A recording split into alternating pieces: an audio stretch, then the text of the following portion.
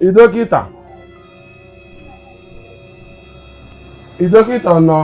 Ị na-achọ m nna ya ọ bụghị ihe. Ọkwa mụ. Good morning, sir. Aga na-emekọ mego. Eshim lefa ya kwa maazị. Ya kwa maazị ga O ya maazị ogbugule m na ya sonya. Ole ya nko me mege. How?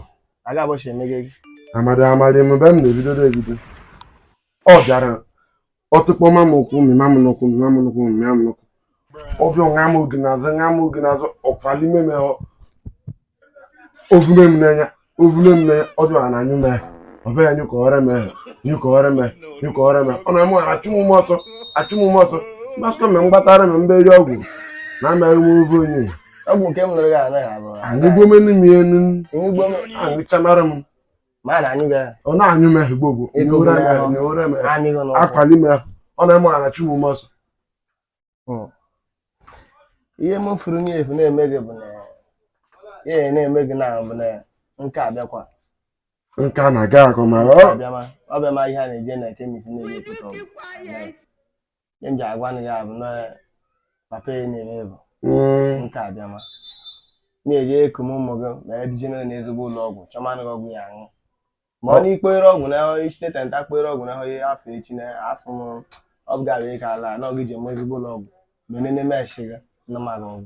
Ya bụ na ị ga-ere ezigbo ọgwụ bụ ọgwụ. Ọ bụ na nwanne ga-ere ezigbo ọgwụ na ọ meshi gị na ama ọgwụ. Ma amara ihe na-eme gị ememe gị ezigbo ụlọ ahụ ma mara ihe na-eme gị n'oge ọgwụ. Ị gaghị agwa nara m ị ga na-ekpokọ ịma nke ya bụ na ị ga-ere ezigbo ihe na chọpụ gị. Ya na-agwa gị. Ya bụ na ị ga-ere ezigbo ihe. Bụ na nwanne ga-ere ezigbo. Afọ mama m n'iso na ndị na-eme m ihe na-eme m.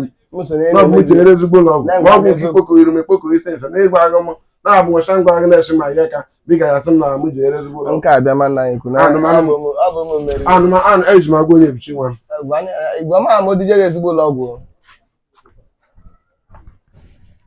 Biko zenu. Ya sị na gị ga-atọ ọgụ ụtọ. Ọ nọtọ ọgụ ụtọ. Maka na akpọ nwaanyị wee mee nka. If you like, Akpọ nwaanyị wee mee comment, share. Maka na ụmụ nwa bịa ọta. Ya aka na share button. Ngwa jeweze. Jee share.